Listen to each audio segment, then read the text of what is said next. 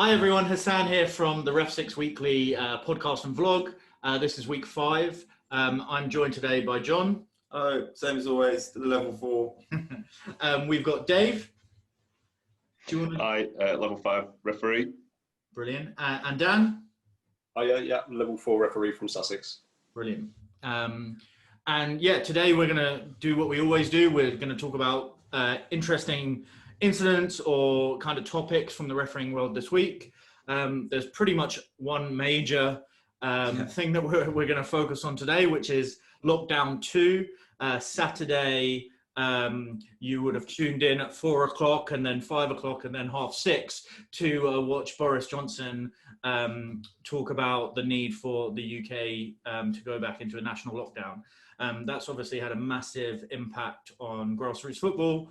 And I've actually got the FA's announcement in front of me today, which basically says that following the government's decision this weekend to go in lockdown from Thursday, the 5th of November to Wednesday, the 2nd of December, all fixtures and training for the following kind of leagues will be basically suspended. So steps 3 to 6 of the National League system. Yeah. So that's basically Southern, National and Isthmian League down. Yeah.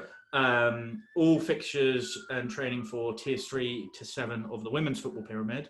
So basically the only women's leagues that are going to survive will be the Women's Super League and the Women's Championship. Okay. Regional national leagues, NLS feeder leagues, Barclays FA WSL Academy leagues will be suspended. FA Girls Regional Talent Clubs will be suspended. And the big one, which is all fixtures and training for indoor and outdoor youth and adults grassroots football will also be suspended. So we're going to get into that. We're going to talk about, you know, what this means for us as referees. But we're also going to start probably on a more personal note with a story from John this morning. So do you want to talk us through what happened? Yeah, so I was going to go out for a walk this morning, you know, stretch my legs before my game today. I'm on the line, was supposed to be on the line today, and I've twinged my back. Okay. So I had to pull off the game today. So how many times have you ever come off a game in the past? This is the first one. First one ever? Yep. In what, 10 years of refereeing? Yeah, about that. Okay, cool. And what have you, when did you decide actually I need to come off it? Wow, midday. Okay. So I woke up 7 o'clock. I was on the sofa, hurting. So I thought, right, okay, maybe it's just I can stretch it off. So I laid on the sofa, took all the painkillers I could, you know, iced it, everything that a physio would tell you to do. Yeah. You know, rest, ice, compression, elevation. So I laid on the sofa. About 9 o'clock, I thought, right, I'm going to come into the office. Mm-hmm. Yeah, get myself going, stretch my back out. I got to the office and I was like, okay, I'm sitting down, it's fine. And then at 12 o'clock, I stood up and it still hurts to stand. Yeah. And it's that movement up and down. And I was thinking, I can't run. Mm-hmm. I can barely stand. Yeah. Like, am I going to be able to complete 90 minutes to the best of my standards? And the answer is no. Okay. So a fairly easy decision as soon as you, like 12 o'clock came, you're like, no, can't do it. It's just, you say it's an easy decision. It's something I really don't want to do. Yeah. Yeah. It's a fairly big game in my season. What is it? It's an FA Youth Cup first round. Okay. So it's the furthest I've ever been in the Youth Cup. Mm-hmm. As a referee. Well, as a player, I never played in it, so yeah. That's an easy one.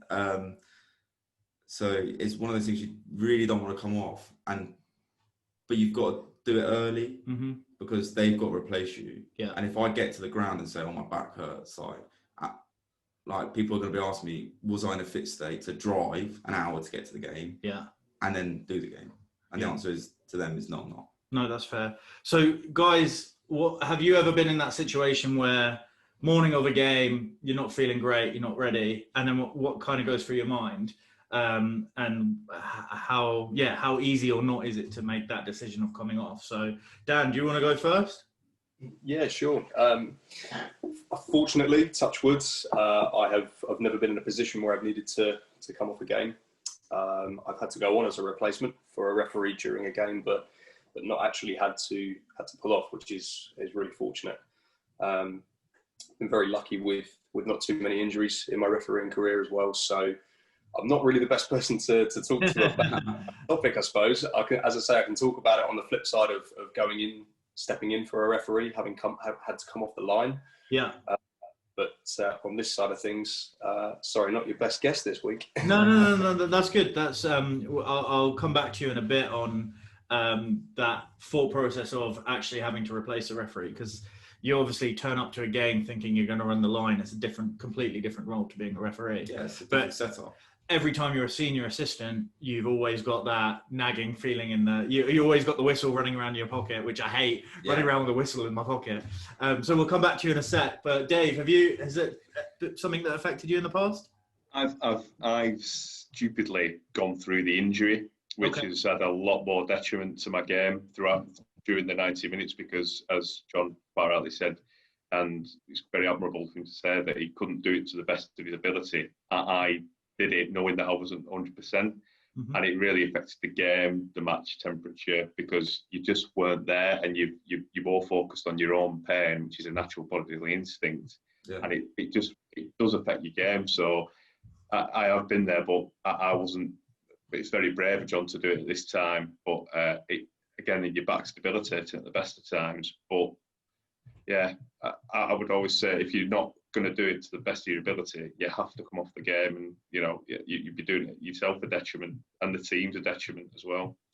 I think there's two types of coming off a game. There's one being injured physically, and then there's also being ill, right? Having a cough or something like that, or a headache, or you never know, like some form of illness. Right now is probably, if you've got a cough, you come off the game, 100%. But back in like last year, you may have wanted to roll through that, have some Lemsip, and just get the game finished. I guess the most important thing for everyone out there knowing is, your role is really there to help facilitate that event, that game, for the 22 players and any spectators around.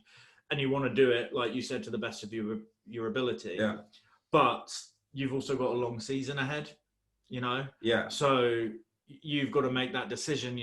If you go out and aggravate that injury more, you're probably out for 4 or 5 games. You could be out for 4 or 5 games, 10 games, 20 games, a whole season could be finished. Yeah. Whereas actually an email or a phone call to the FA in your case and the club saying sorry, really sorry, but yeah, it's a little bit of embarrassment, isn't it? Like, especially the day of the game, I feel quite embarrassed. Yeah. I'm not gonna lie.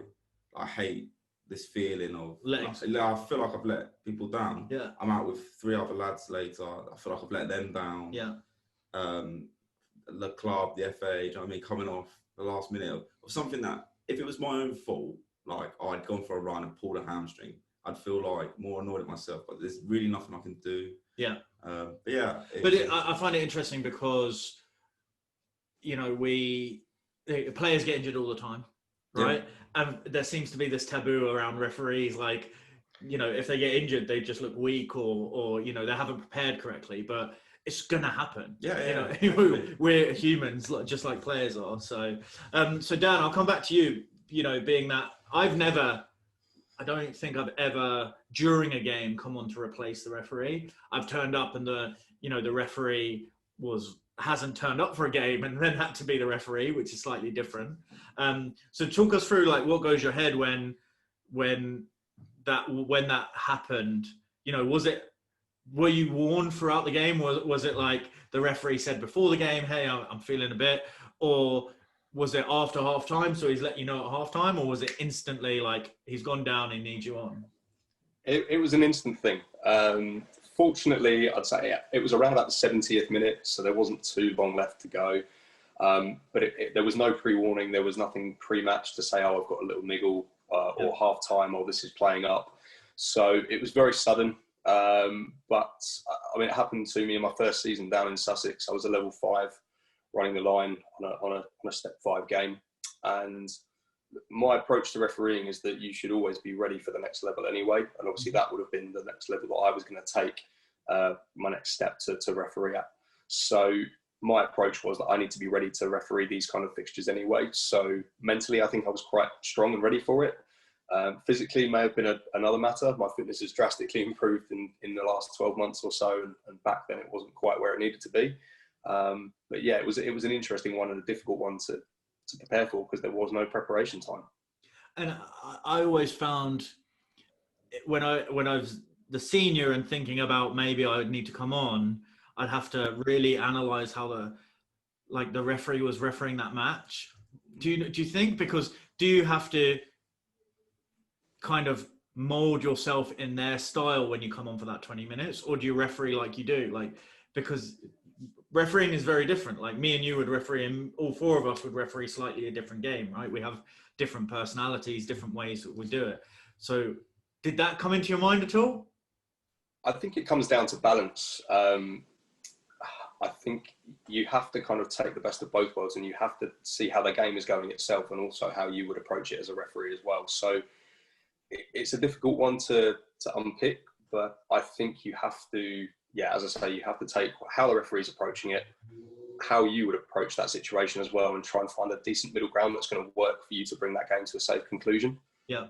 I also think it depends on the temperature of the game. Yeah. Like if it's the 70th minute and you're already 2 red cards in, like that game's going to be up here. Yeah. Like it's not going to be a little game, is it? Yeah. Like has he got to come in the 70th minute and be like, right, let's slow this game down, give every free kick? Yeah. Like, that's what he's got to think about as well. Yeah. If it's a fairly game and they're playing football, then he can go in for 20 minutes, be very, very sort of invisible. And get that first game at that next level under your belt. Yeah. So when you actually go for the real first game, you're like, cool, I've got it there. Yeah. I've done it before.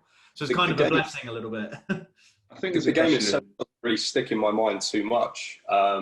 And that probably tells you that not a lot was happening and it was rather uneventful, which is probably good news. Yeah.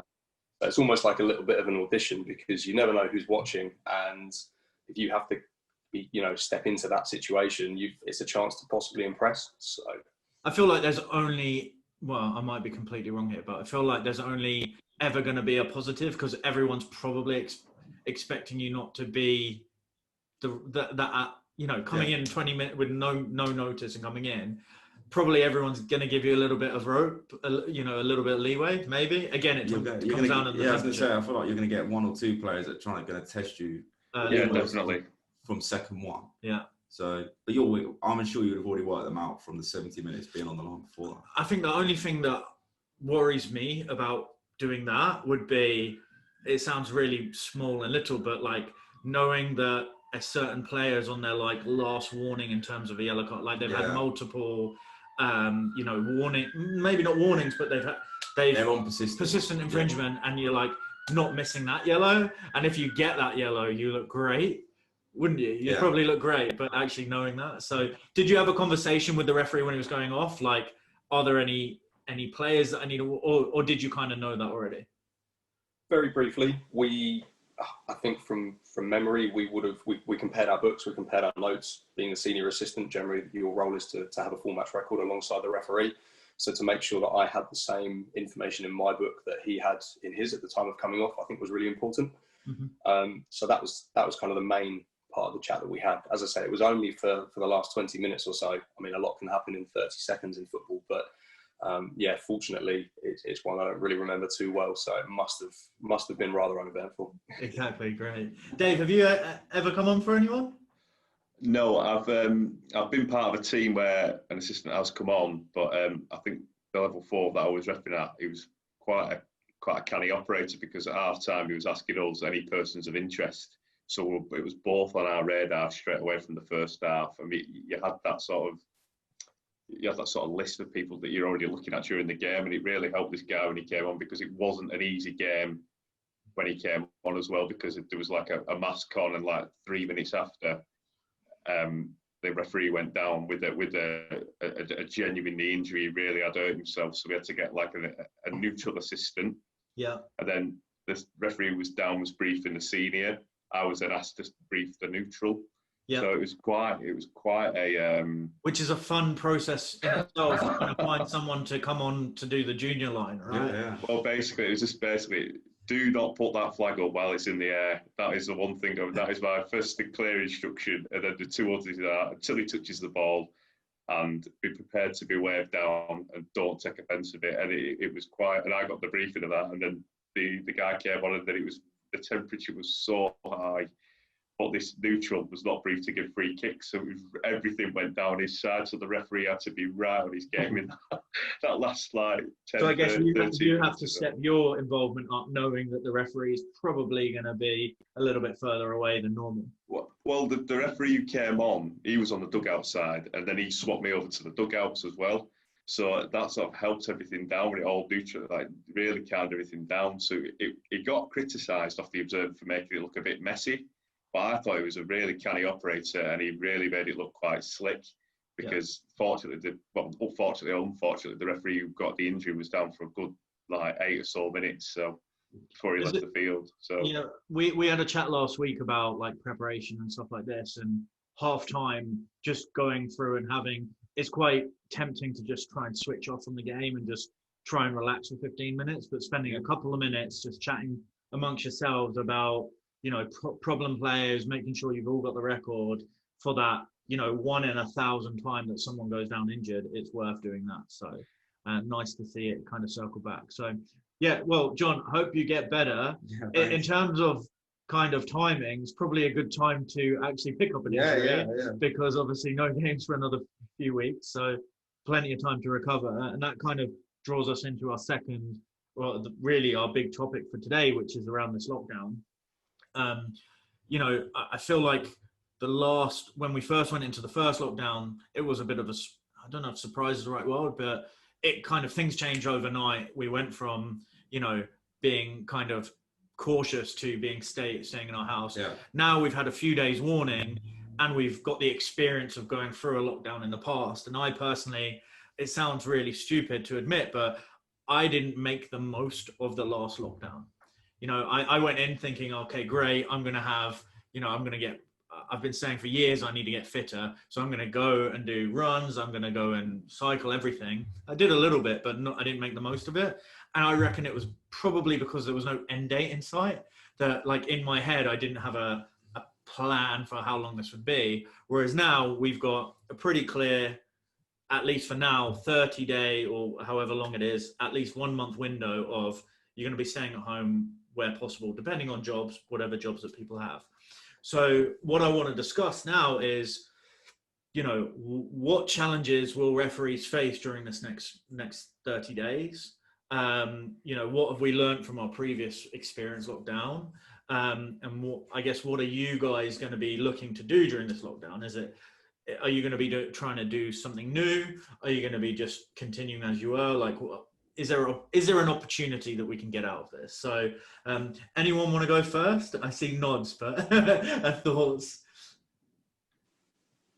Go on, Dave, I'm going to put you on the spot. All right, no worries. Well, what I'm going to do in this, what I'm going to do personally, doesn't suit everybody's. I'm going to try and get 100 miles in the 30 days running, you know, just to get that, you know. So it's quite a task in itself, but that's what I'm aiming to do. But there's a lot of things that I did in the last lockdown, was like peripheral vision training and mental awareness and key decision making. There's lots of videos on, like, you know, social media platforms that you can look at, but the peripheral vision training is quite eye-opening, because I heard it off an elite athlete when he was talking about it, and you know, Alex Ferguson was a massive advocate of the peripheral vision, and I found it has really helped my game, especially working with assistants, getting in the key match area and getting in the right position, because if you can't see, your body automatically will move to the position that you need to get to see, and that's what the peripheral vision is all about. And it was really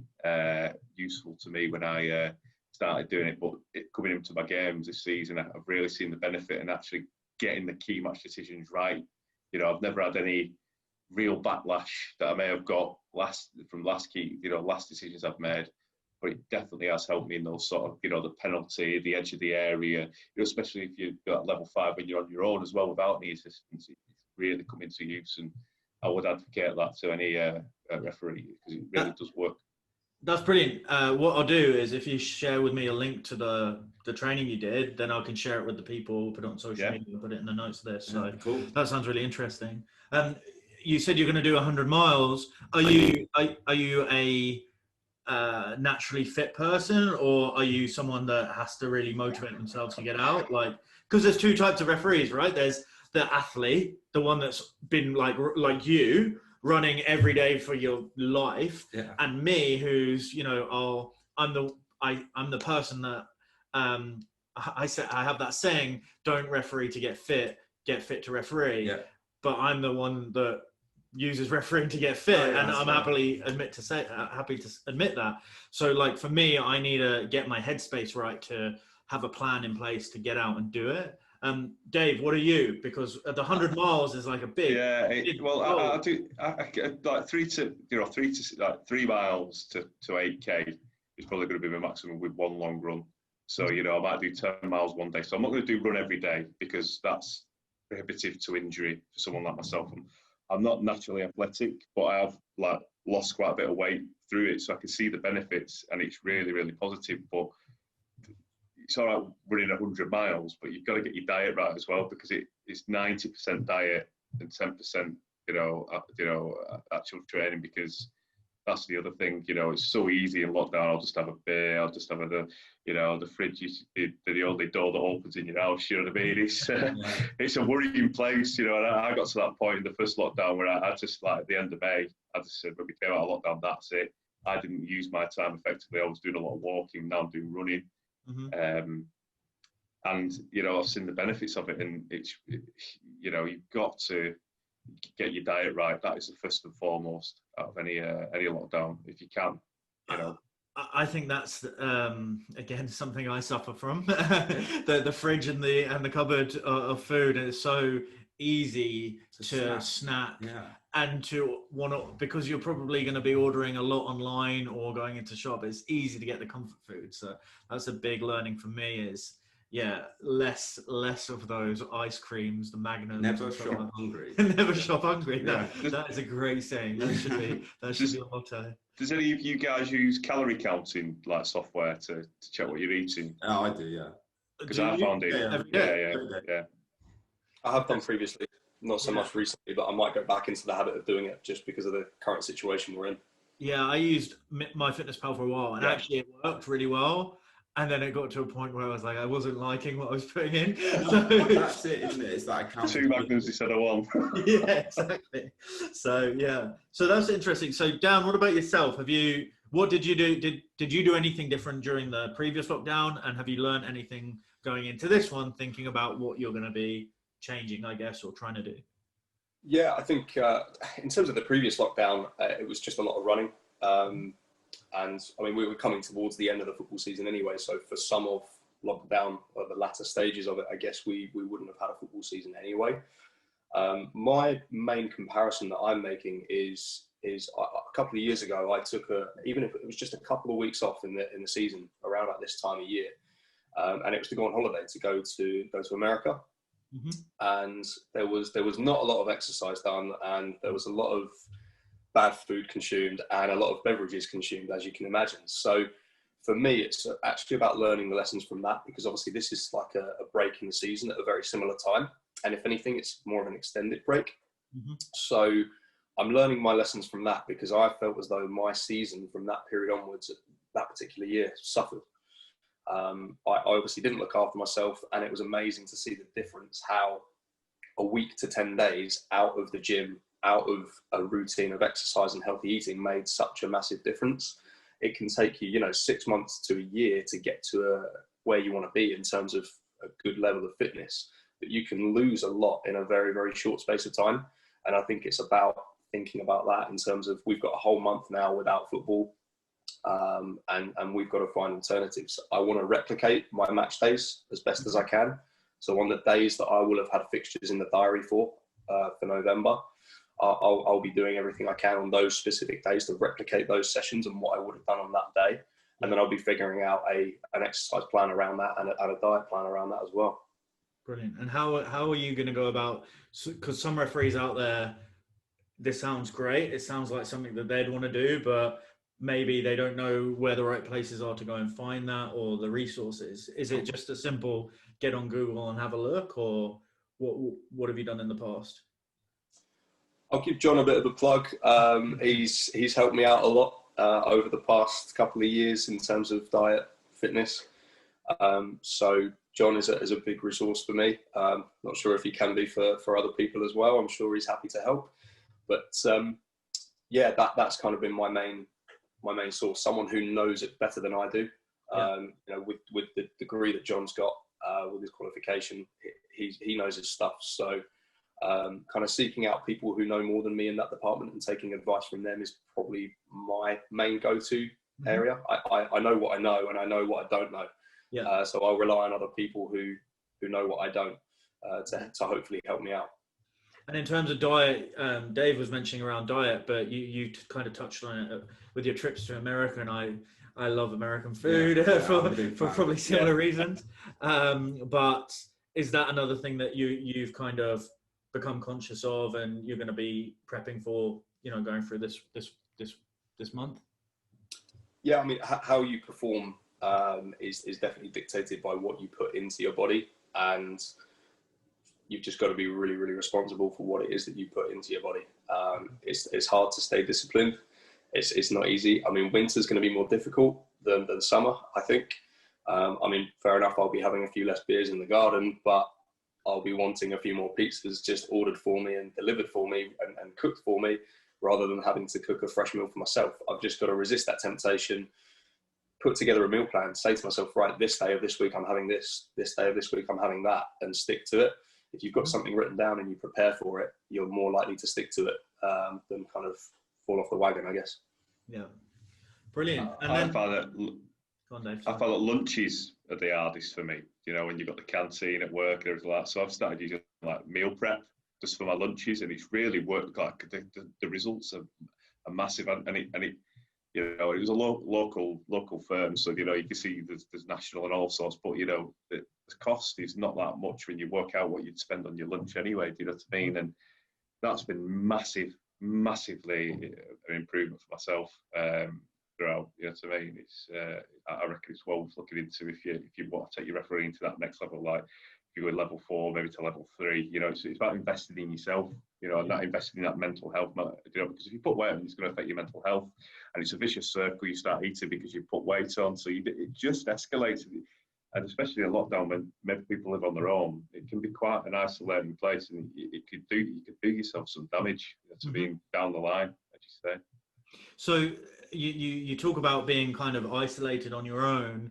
Are you thinking about, because one of the things that we need to double check, I guess, from a legal standpoint is, but going for a run, you could possibly meet up with your friends and just have some distance between yourselves and go for a run. One other person, outside right? the house. Yeah. So is that something you guys are planning on doing? Is that, I always found, being accountable to someone else, making sure you're there on time, is more likely to get you out than. Similarly though, with that. Yeah. Obviously I know Dan very well, and we have a running club. Yeah. So we have a Strava group called the Spicy Running Club. Yeah. You're going to get a load of people trying to we're going to look at that now. But we keep each other accountable in that way. Okay. So there are sometimes team challenges on Strava that you all have to do. So you all have to get out and run 5K. Okay. Yeah. So that accountability as well, like we'll text each other saying, right, I'm running Tuesday, Thursday, Saturday. Yeah. As if I was still, because it's a mental thing as well, isn't it? Dan's saying in there that he's keeping his next 4 weeks very similar to how he would through like a game day. Yeah. Tuesday he'll probably run unless he's got a match. Thursday he'll probably run as either a recovery or a longer run, and Saturday he'll do a match day rep now. Yeah, that's the exact same thing. So but mentally for him, he's still in the season. Yeah, and I think that's the big thing for people, mentally keeping yourself in the season. No, I think that's a really good kind of takeaway for everyone to think about that. Go on, Dave. I think the high tempo element, when I do like a long run or a endurance run or a recovery run, I can do them on my own. I prefer to do them on my own because I like to think about my game or what I'm going to try and get to. But on your high tempo stuff, I think that one other person can really, really be beneficial. When you're running with someone at the same level, or who's just a little bit fitter, or you're a little bit fitter, it just spurs that additional, additional 1% margin, or the marginal gains. Because I'm not the best trainer, but on sprints, I hate sprints. I don't know, listen to an observer there, I'm not sprinting, you know what I mean? But 50 metre sprint, 100 metre sprint, I need someone there, like, all right, on a bike, or just saying, come on, pushing right behind me, and, giving me, have that bit of a competitive edge, because you don't put everything into it. So no matter what you say, you just don't. And then the last thing I guess we haven't talked about is keeping your eye in, right? Like, it's very hard to, it's great being fit and keeping yourself fit, but then how do you make sure when that first whistle goes, when you're back, that you're ready. And I guess we kind of had a time during the season where we had a pre-season before the season started, but we're not almost certainly that's not going to happen, right? You're just going to go back straight into a competitive game. So have you guys got any thoughts about that? I think personally I would just keep on top of looking at clips. You know, we're lucky now that a lot of the games at various levels are filmed these days. You know, you can watch the elite sport is still going to continue, so you can watch the Premier League, watch other elite sport, and kind of keep focused on the controversial things that happen there and think, what would I do in this situation? Could I be positioned better? You know, do I agree with what the referee's done here? And then the same for clips that you've got down at the level that we operate at. And, you know, just keeping your mind engaged, as you say, to think about how you can improve, and then also take the time to look over your own match clips if you're lucky enough to have some of your own games filmed. Yeah, no, that's a great point. I found that, you know, because I'm part of a referees association, my meetings are on a Thursday. A lot of them by Zoom now, so you get some on Monday, some on Tuesday. So I joined in at Blackpool RA, and Ollie Langford was teaching something on handball, and it was fantastic. And I think there's an opportunity missed for referees. If you look on Twitter and you can see like Durham or Kent, you just drop them an email and say, look, can I jump on this chat about handball or substitution procedure or pre-match? Honestly, it keeps you so well focused, and you know you can probably get 2 or 3 meetings from like elite referees giving you advice, and it's, you know, I'd really support that in the young referees or anyone who wants to develop in the game. You know, look at other RAs and what they're doing and follow them on Twitter, because there's so much great material out there and great RAs that are supporting the refs in this lockdown.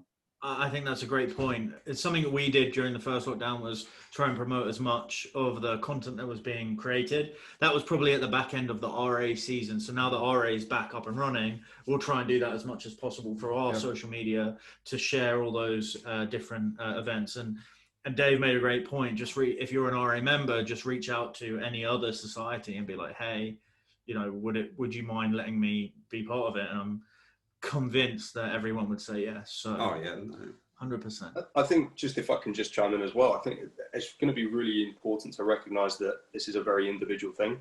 Everyone's going to be motivated differently. Everyone's going to want to do something different. It's a very individual aspect of, can I do this? Can I do that? And I think you have to just find your own levels of motivation for it. Everyone's going to have their own circumstances where they may or may not be able to replicate what it is that they want, you know, would normally do in normal times. You know, you may have an injury just from sleeping funny or getting old. So, you know, it's kind of, you know, you're not going to be able to do certain things still.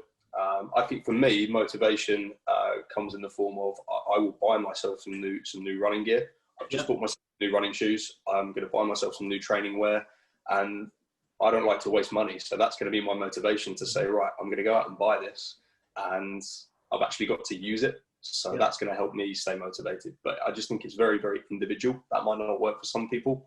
But yeah, it's going to be about what works for you over this. It's so funny you say that, because I'm literally planning tomorrow to go and buy some new running trainers to be part of that. You know, that treat. It's a treat for myself, but now I'm, like you said, it's like guilting myself in. I've bought this thing, I need to use it now, you know. It's an investment into training to say to you, you've got to go out and use these. Exactly. No, that's great. That's a great tip. I guess the last piece is around, we have no idea when this lockdown, at the moment it's saying the 2nd of December. I think that's, you know, we've got to be flexible now in ourselves to know that may be the end, or it might be another extension on that. In terms of the Premier League, at least, and the Football League, a lot of that will get covered. A lot of that will be on TV.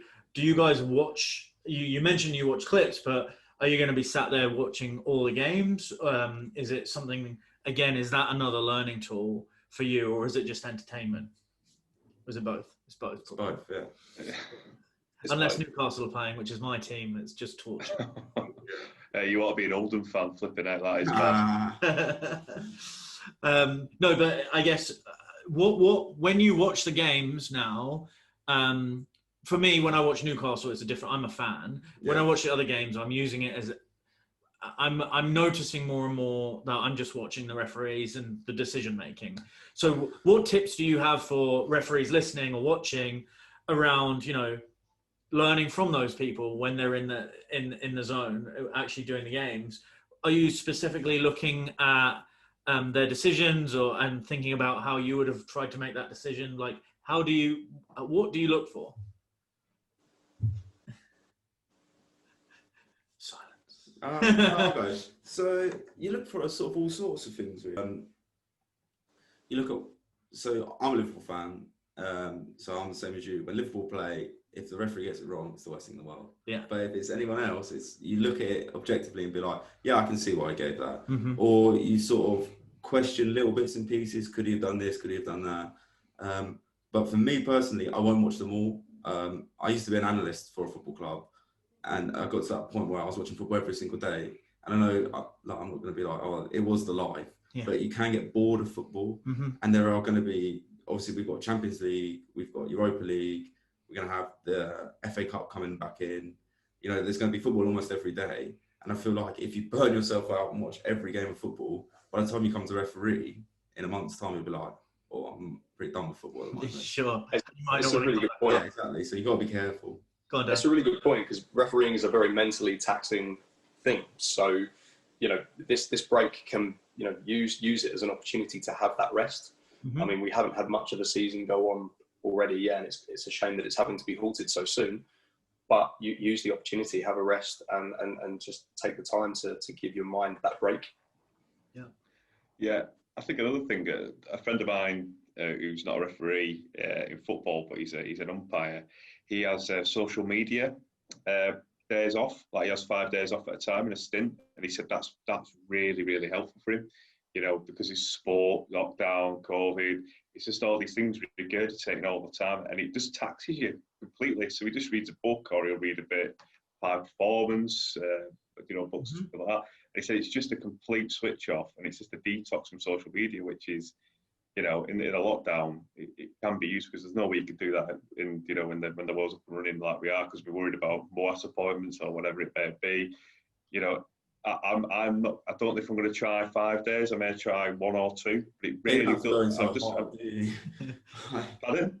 You don't have to go in so hard straight away. Yeah, well, that's it. But he swears by it, and You were thinking an hour before bedtime, right? That's I don't know, an hour before bed. Don't touch your phone, and then work your way backwards. Yeah. Just straight in, and like I said, I'm not using my phone for a week. Yeah, cold turkey. That's interesting. I think the other thing to know, that I think that's, again, great point, is, maybe don't overload. Don't worry about, like I said, I didn't make the most of it, the previous lockdown, but don't overdo it at the same time, right? Don't say, okay, well, I'm going to run, Dave, like you said, I'm not going to run every day. It doesn't make sense to run every day, because it's just going to put you at even more risk of injury. Yeah. So for me, maybe more like Dan's piece, you get the plan. Okay, it shouldn't be too much of a deviation from what you were doing pre-lockdown, right? The Tuesday, Thursday, Saturday, that seems great. Interesting. I guess the last thing on all of this is, what impacts is this going to have on the season? At the moment, we don't know from a refereeing standpoint the issues around promotion, right? If how it's going to impact, like, people who may need to get to 20 games or a certain amount of games. Will the FA cut that short or not? I assume if all the leagues and seasons get completed, then that should be okay.